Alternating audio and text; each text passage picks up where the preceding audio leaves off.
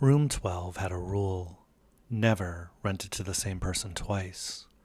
Ruth made me repeat that rule back to her before she retired, not because she thought I would forget, because she wanted to hear whether I believed it yet.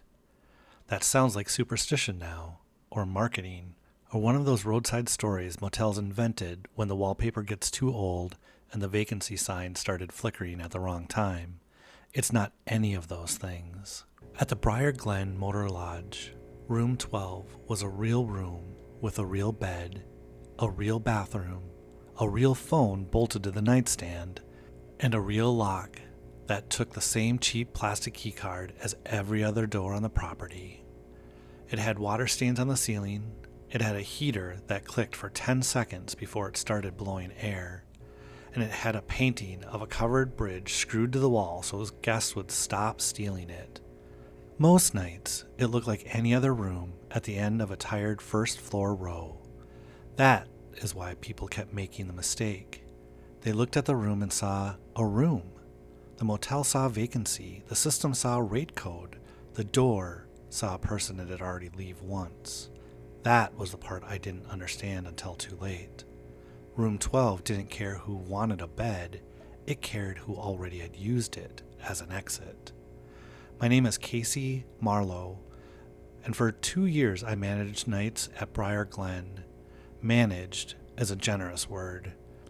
At a place like that, night manager means front desk, audit, security, towels, complaints, coffee, printer jams, vending machine refunds, and occasionally convincing a drunk man that the ice bucket is not a trash can.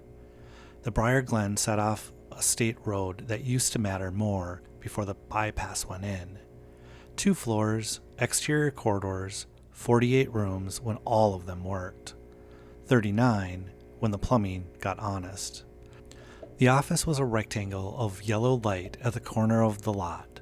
Behind the desk, we had an old reservation computer, a keycard encoder, a rack of blank registration slips nobody used unless the internet went down, and a wall clock that gained 6 minutes every week no matter how often we fixed it.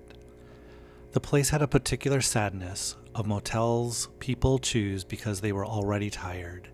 Contractors stayed there when the highway jobs ran long. Divorced dads stayed there on weekends they couldn't afford anything nicer. Families stayed there when weather turned into a surrender. Locals used it when they needed one night away from a house they planned to return to but didn't want to sleep in. That last category was the one Ruth watched hardest. People who only need one night, she told me once, usually need more than a room. At the time, I thought she meant trouble, drugs, fights, stolen cards, domestic arguments that came through the lobby smiling and left through the parking lot screaming. Later, I understood she meant departures. Room 12 was at the far end of the first floor row, past the ice machine and before the service stairwell. If you stood at the front desk window and looked across the wet parking lot, you could see it under the last amber light. Most of the time, I tried not to. The rules came from Ruth Bell. Ruth had managed the Briar Glen for 23 years. She was 5 feet tall, smoked menthols in the laundry room with the exhaust fan on, and could tell whether a guest would steal towels by the way they asked for the Wi-Fi password. She trained me on everything. Ruth's training style was mostly insult and prophecy.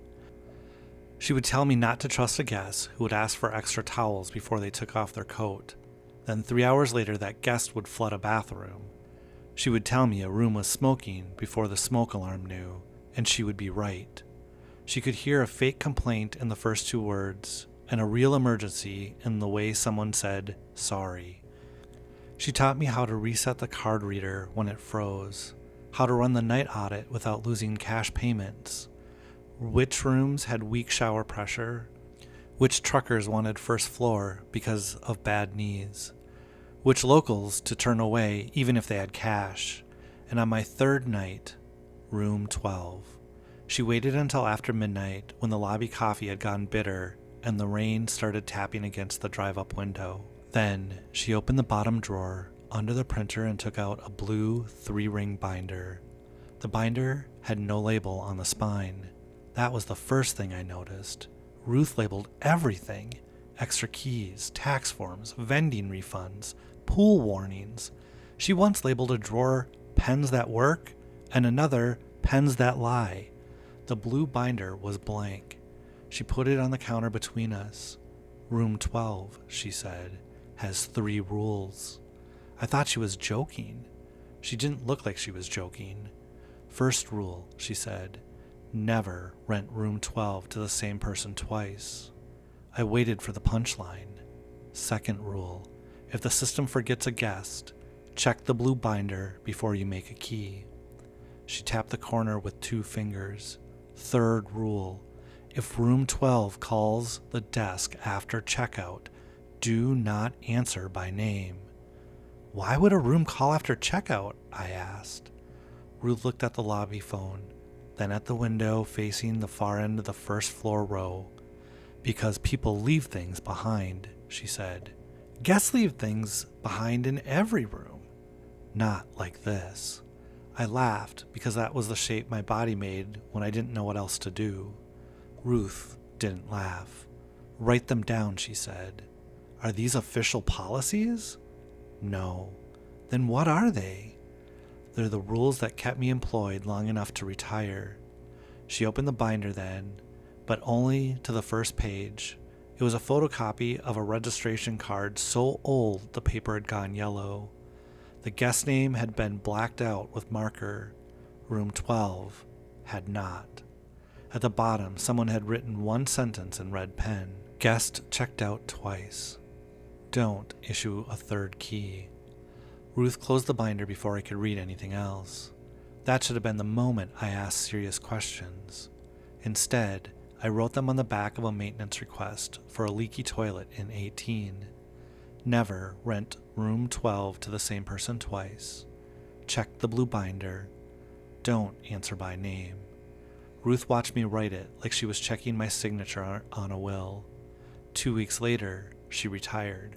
Not with a party, not with a cake in the lobby.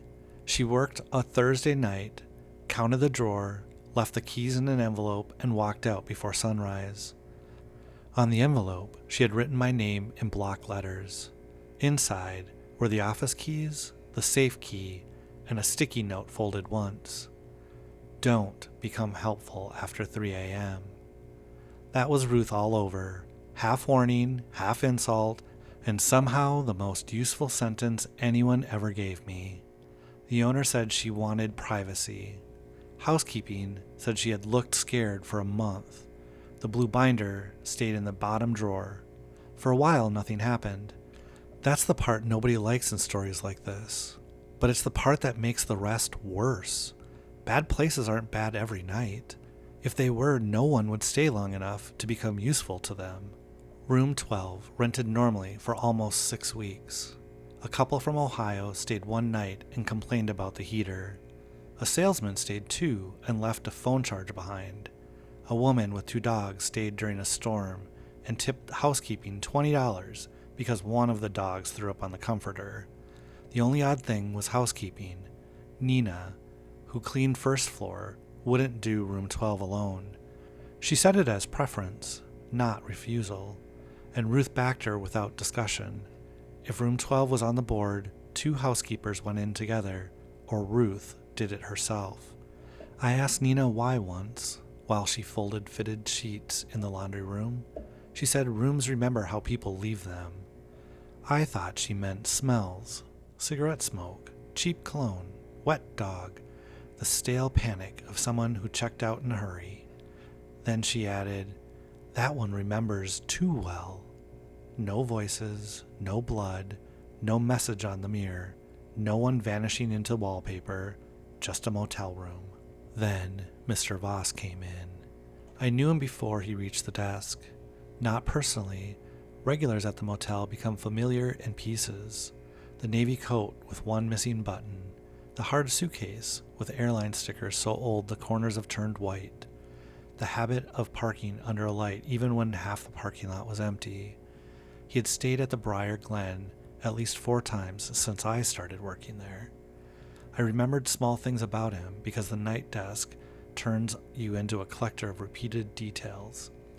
He always asked whether the coffee was fresh, but never took any. He signed receipts with a fountain pen. He carried his suitcase in his left hand, even though his bad knee also was on the left, which made his walk uneven in a way that looked painful but practiced. His name was Daniel Voss.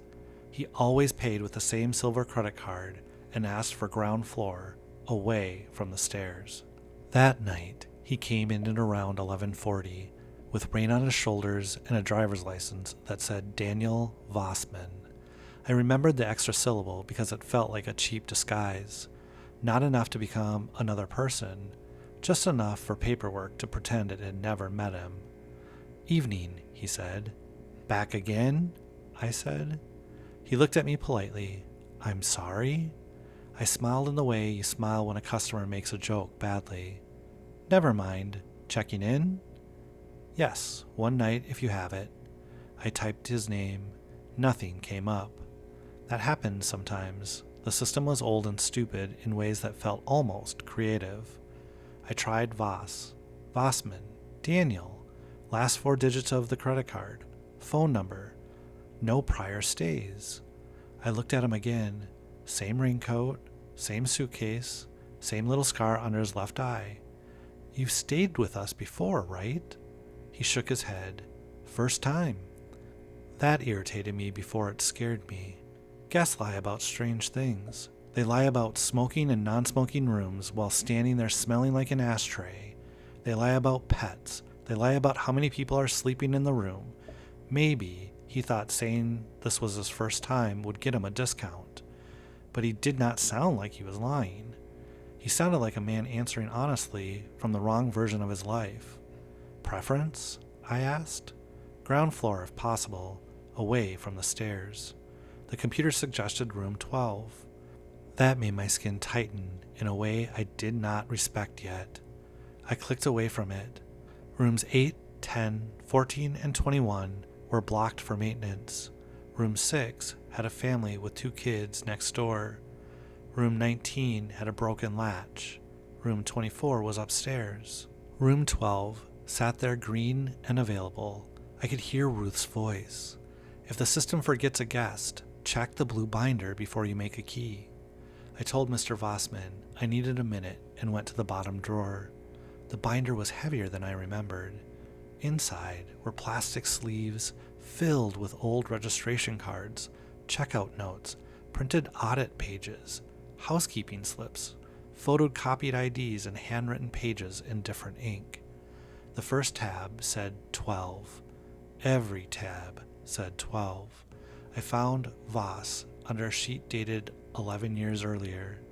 Daniel Voss, room 12, one night, paid cash.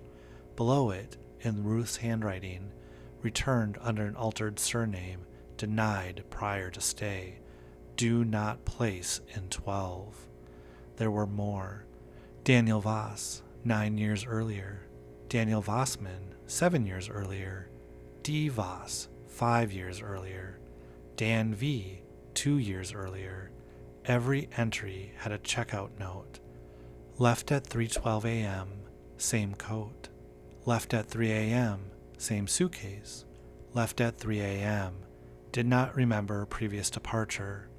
Do not return deposit. He already left it once. I stood behind the desk with my fingers on the page while Mr. Vossman waited in the lobby, dripping rainwater onto the mat. The computer chimed. Room 12, still available. Is there a problem? He asked. No, I said. That was a lie. I gave him room 24. He looked up at the key sleeve. Do you have anything on the ground floor? Not tonight. He glanced through the lobby window towards the row of empty first floor doors. The vacancy sign buzzed red against the rain. I have a bad knee, he said. I'm sorry. Room 12 looks empty. The way he said it made me look up from the keyboard. He was not looking at me. He was looking through the glass at the far end of the row. Room 12's porch light was on. The rest of the row looked normal. Closed curtains, wet concrete, the occasional blue television flickering through the gap. But room 12 had that empty room brightness, the porch light burning over a door no one had opened, rain shining on the brass number like someone had polished it. I had not turned it on. "We don't rent that room during storms," I said. I don't know why I picked storms. It sounded motel plausible. Mr. Vossman smiled faintly. "That's funny," he said. "I remember rain." Then he took the key to 24. I didn't sleep that day. I sat at my kitchen table with a binder open and read until my coffee went cold. Room 12 had been doing this longer than Ruth. The binder was not organized like a file. It was organized like fear. The newest pages were in front, the older ones. Then copies of copies. Then notes torn from memo pads and taped into audit reports. Some pages had coffee rings. Some had cigarette burns. One had a motel key taped to it, the old metal kind, with a plastic diamond cracked down the middle. The names changed, the handwriting changed, the instructions didn't. Do not rent twice. The earliest page I found was from 1989, before the Briar Glen had keycards, when rooms used metal keys attached to big plastic diamonds. Guest returned. No system record. Claims first stay. Placed in 12 by air. Checked out before dawn. Key left under pillow. Under that, in another handwriting, do not rent twice. That sentence appeared again and again, sometimes with underlines, sometimes circled. Once written so hard the pen tore through the paper. Do not rent twice. The next night, I asked Ruth about it. I almost didn't. Pride is a stupid thing, but it is persistent. I was the night manager now. I had the keys. I had the drawer code. I had the owner texting me about occupancy targets. Like that mattered more than the fact that a room in his motel had a private archive of people who didn't remember sleeping there. At 7:58, I gave up pretending this was a training gap and called her. I still had her number from training. I called around 8 p.m. before my shift, expecting voicemail. She answered on the first ring. "You rented it," she said. "I didn't." She breathed out. "Then why are you calling?" "Because Mr. Voss came back." Silence. Then a lighter flicked. I heard her inhale. "You put him upstairs." "Yes." "Good." "What is room 12? "A room." "Ruth." "That's all you need it to be." "That isn't an answer." "It's the only answer that doesn't make people curious enough to open the door." I looked at the binder on my table. The note says people leave at 3:12. Some do. And then when they come back? Some try. Why don't they remember? Ruth was quiet so long I thought the call had dropped. Then she said, because remembering would make them guess again. That was the first thing she said that made no ordinary sense. I wrote it down after the call, not because I understood it, but because the sentence scared me more than the straight answer could have. In motels, a guest isn't just a person. A guest is a transaction, a room number, a card on file, a folio, a checkout time. If the paperwork says you occupied a room, the motel believes you did, even if the person standing at the desk swears they've never seen the place before. Room 12 seemed to care less about bodies than records. What does that mean? It means you don't let the room finish a transaction twice. I almost laughed again, like I had when she first gave me the rules. But I had spent the day reading checkout notes written by people who all sounded tired. In the same way, what happens if you do? Ruth coughed. You'll get a clean room, she said. You'll get a signed registration. You'll get a checkout. You'll get every piece of proof you need to convince yourself it was normal. And the guest? They'll leave. That's it? No, she said. That's the problem. Leaving is what guests do. Once, Ruth said. Then the line went quiet except for her cigarette burning near the receiver. Mr. Vossman stayed in 24 for 2 uneventful nights. On the 3rd night, the storm came back worse. Not rain, weather with intent.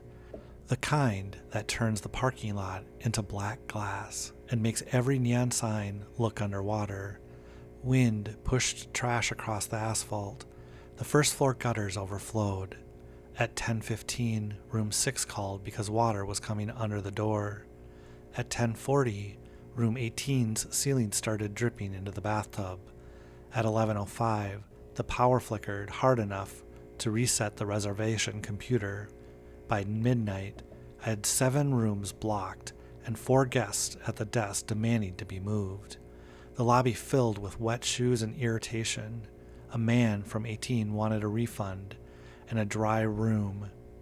A couple in room 6 stood wrapped in motel towels because water had come under their door and soaked their luggage. The woman with the dogs had 1 terrier under each arm and kept saying she was not mad at me personally, which meant she was about to be very mad at me professionally. The printer jammed twice.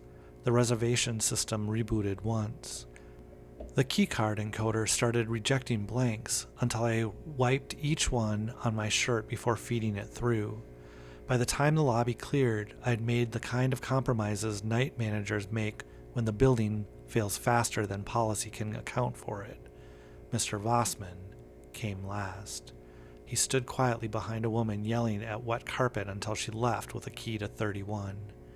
Then he put his key sleeve on the counter. "There's water coming through the light fixture," he said. I closed my eyes. Room 24. Of course. "I could move you upstairs to 32. My knee won't handle the stairs tonight." "There's 16. You just gave 16 to a couple with the dog." He was right. I checked the screen anyway. Everything usable was occupied, blocked, or upstairs, except room 12. Green, available, waiting. I could have sent him to another motel. I should have, but the nearest place with vacancy was probably 20 miles away. In that weather, Mr. Vossman was standing there with water dripping from his sleeves and one hand pressed lightly against his knee. He looked older suddenly. Not supernatural, not threatening, just tired. Behind him, the lobby smelled like wet carpet and burnt coffee. The phone was already ringing again. Somewhere in the back, water dripped steadily into a trash can I'd put there under the ceiling tile. The night had become a list of problems I could have solved only by creating smaller ones. That's how bad decisions get in. They put on a face of mercy. I made the key. That is the sentence I hate most. Not because it's dramatic, because it's simple. My hand moved the mouse. My finger selected the room.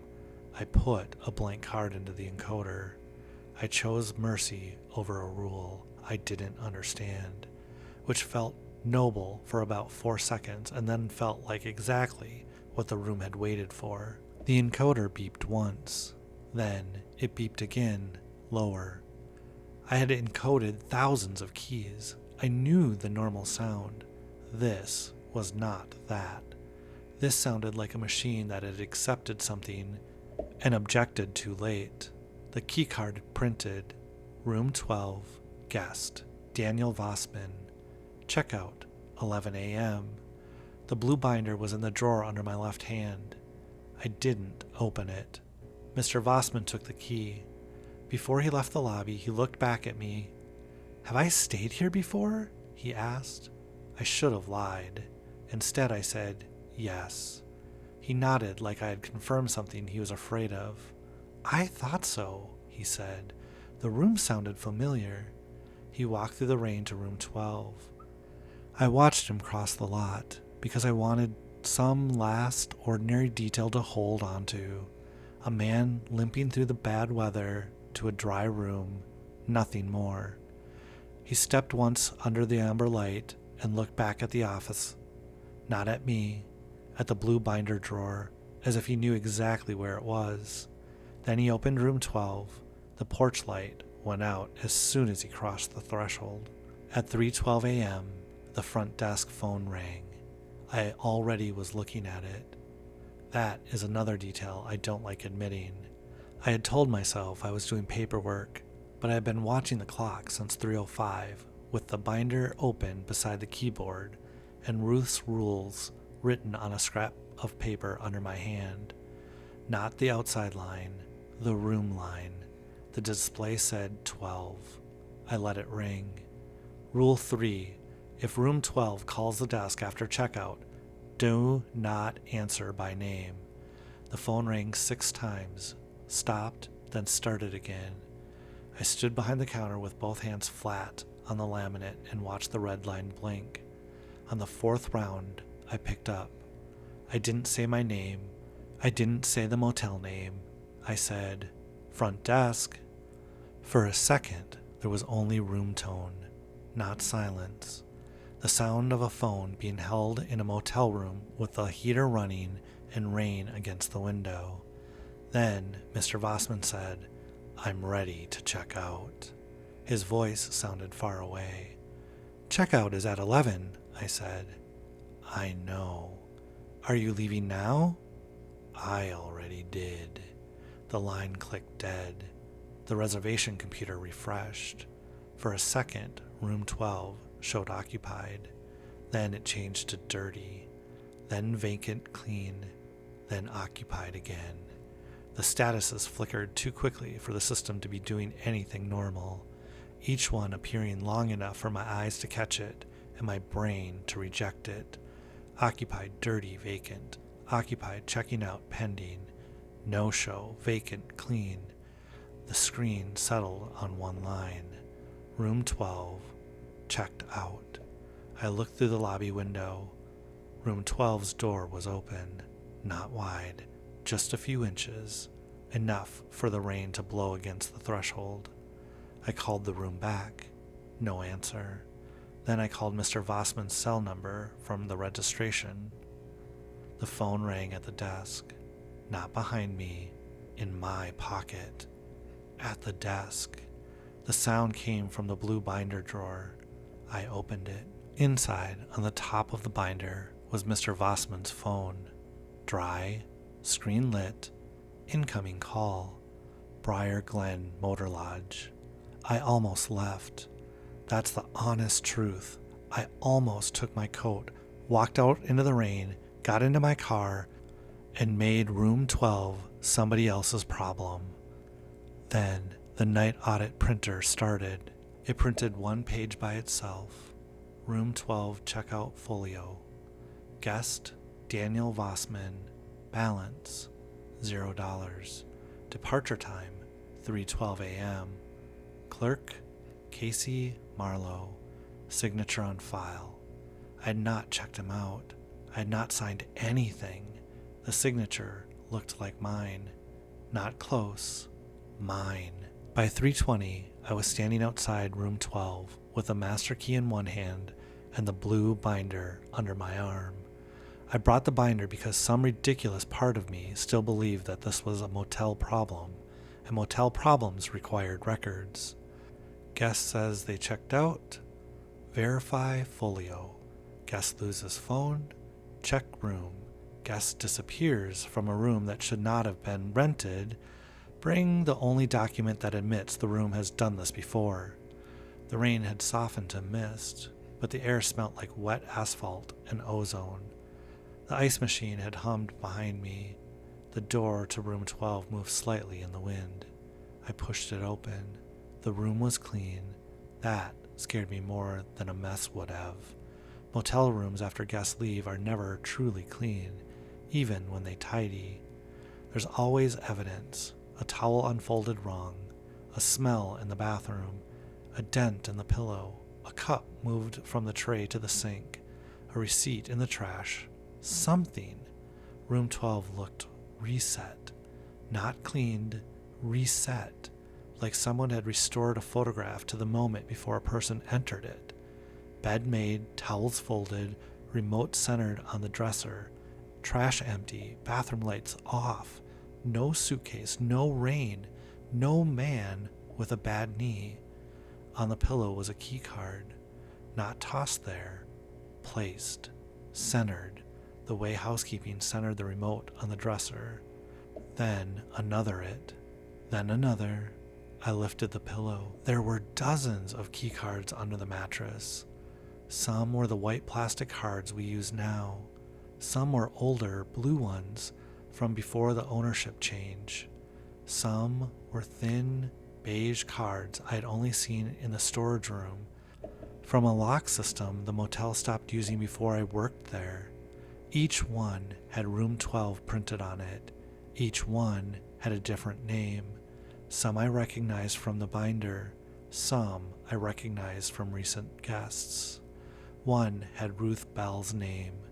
I stared at it longer than I should have. Ruth had never told me she'd stayed in room 12. She had spoken like a manager, a witness, a keeper of rules, not like a guest. The card with her name was old and yellow, from a system the motel replaced before I was hired. Under her name was the date from 23 years earlier, the year she started working there. That was when the TV turned on. No picture, just blue screen. The motel didn't have smart TVs.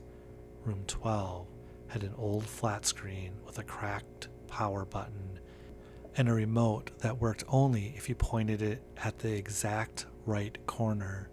It should not have been connected to security system. It shouldn't have known the camera feed existed. Then security footage began playing, black and white, angled down at room 12's door. Mr. Vossman stepped out at 312. Same raincoat, same suitcase, same careful movement because of the knee. Then the timestamp flickered, 3:12 a.m., same date, then a different year. He stepped out again, same coat, same suitcase, different year. Again. The footage kept changing years while Mr. Vossman left the room in the same clothes, carrying the same suitcase, never looking older, never looking younger, always closing the door gently behind him.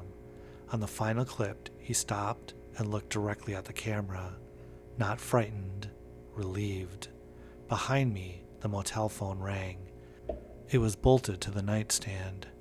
Beige plastic, stained buttons, a little label under the receiver that said front desk. It rang again. I didn't answer. The blue binder slipped from under my arm and fell open on the bed. The rings snapped open by themselves. Pages lifted in the heated draft, even though the heater was off. Old folios, handwritings, copied IDs, all turning until the binder reached a blank sleeve I had never seen before. A new page had appeared. Room 12. Checkout note. Guest. Casey Marlow. I grabbed the binder so hard one of the rings popped open. The page was in my handwriting, not printed, written. Casey returned after prior departure, claimed employment, denied guest status, do not rent twice. Under that, if room calls after checkout, don't answer by name. The phone rang a third time. I backed towards the door. The door was not where it had been. The sound's impossible because motel rooms are simple rectangles. Bed on one wall, bathroom by the entrance, window facing the parking lot, door beside the window. But when I turned, the door opened into another room 12. For one confused second, I thought I had spun the wrong way. Then I saw the bathroom where the parking lot should have been. Same tile, same cracked mirror, same little wrapped soap beside the sink. The air changed too. The first room smelled like rain and heater dust. The second smelled like cigarette smoke and old carpet shampoo. Somewhere beyond it, another phone rang, thinner and farther away, like it had belonged to an older building. Same bed, same painting, same phone ringing, same blue light from the TV. On the bed was a suitcase I recognized. Mine. I didn't own that suitcase anymore. It was the one I used when I first moved out on my own at 19, the one with a broken zipper and black tape around the handle. I'd thrown it away years before. The phone in the next room rang. Then the phone behind me rang. Then a third phone rang from a room I couldn't see. All the same motel ring, all waiting for the desk to answer. I thought about Ruth then, not what she had said about the rules, what she had said when I asked what happened to the guests. They'll leave. That's the problem. Room 12 was not keeping people. It was letting them leave too many times. That was the shape of it, as much as I could understand. Some rooms hold guests. Room 12 processed them. It took the moment a person wanted out of a marriage, out of a debt, out of a night, out of a version of themselves they could no longer stand, and gave them a door. Then it filed the departure. And after a thing has paperwork, it can happen again. Every departure made another version of the room, another checkout, another clean foil, another proof that someone had gone. And if I let it process me as a guest, it would have all the proof it needed. I stepped back into the first room, pulled the registration slip from the binder, and looked at the line that said guest. Casey Marlow. I took the motel pen from the nightstand and crossed out my name. The pen barely worked. Of course it barely worked. It scratched over the paper in thin blue lines, skipping through the letters of my own name like the room didn't want the ink to hold. I pressed harder until the tip tore the page. Then I wrote one word over it. Vacant. The ringing stopped. For about 1 second, everything was still. Then, every light in the room went out. I ran. I hit the door with my shoulder, stumbled onto wet concrete, and fell hard enough to skin both palms. When I looked back, room 12's door was closed. The porch light was on. The Do Not Disturb sign hung from the handle. It said, "Please service room." I quit that morning. First I ran the night audit. I know how that sounds, but when you have spent years being useful in small practical ways, panic doesn't erase the habit. It just makes the habit feel insane. I printed the audit, counted the cash drawer, separated the credit card slips, and wrote out of order beside room 12 on the maintenance board with a marker that was almost dry. Then I wrote it again, darker, out of order. The reservation system changed it to available before I finished the second R. I didn't wait for the owner. I locked the drawer, left the master key in an envelope, and put the blue binder in the office safe because I was still enough of a motel employee to do stupid, responsible things. At 6:30, Ruth called. I had not called her. When I answered, she said, "You wrote vacant." I sat in my car with the engine running, staring at the motel through windshield blurred by rain. How did you know? Because that's what I wrote. I didn't say anything. For the first time, I heard something in Ruth's voice that I had never been there at the motel. Not fear, guilt. Ruth exhaled smoke on the other end. "It buys time," she said, "not freedom." "What is it?" "I told you. A room. A room people use when they need to leave something behind." "Like what?" "Themselves, mostly." "Did you?" I asked. Ruth didn't answer. She didn't have to. I had seen the card under the mattress. Ruth Bell, room 12, the year she started managing the Briar Glen. Some people apply for jobs. Some people check out of one life and keep working the desk and the next. I watched room 12 through the rain. The curtain moved once, though the room was supposed to be empty. "Is Voss dead?" I asked. Ruth was quiet. "Which one?" she said.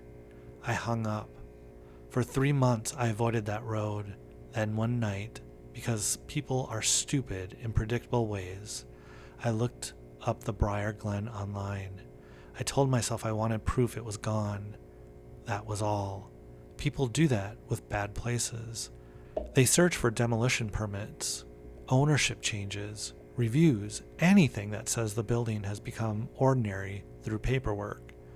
The motel listing said permanently closed. The owner had sold it to a developer. The photos showed the sign removed, windows boarded, parking lot cracked with weeds. In the third photo, room 12's porch light was on. Every other door was dark. I should have stopped there. Instead, I enlarged the picture. There was a keycard on the ground outside room 12. White plastic, red stripe, the kind we used at the desk. No one would be able to read the name from that distance, but I knew anyway. The next week, a padded envelope arrived at my apartment with no return address. Inside was a keycard sleeve from the Briar Glen Motor Lodge. Room 12. Guest, Casey Marlow. Checkout, 3:12 a.m. There was no keycard inside, just a note from Ruth's handwriting. If the room calls, make it say your name first. Under that, smaller. And if it does, hang up before it welcomes you back. I keep the sleeve in a drawer now, not because I want it, because throwing it away feels too much like checking out. Last night, at 3:12 a.m., my phone rang. The screen didn't show a number. It said, room 12. I let it ring until it stopped. Then a voicemail appeared. For a long time, I just stared at it. I knew the rule. I knew better than to play anything from that room. I knew that names mattered. I knew answering wrong could make a person into a guest. But the voicemail transcription appeared by itself. 6 words. "Casey, your room is ready now."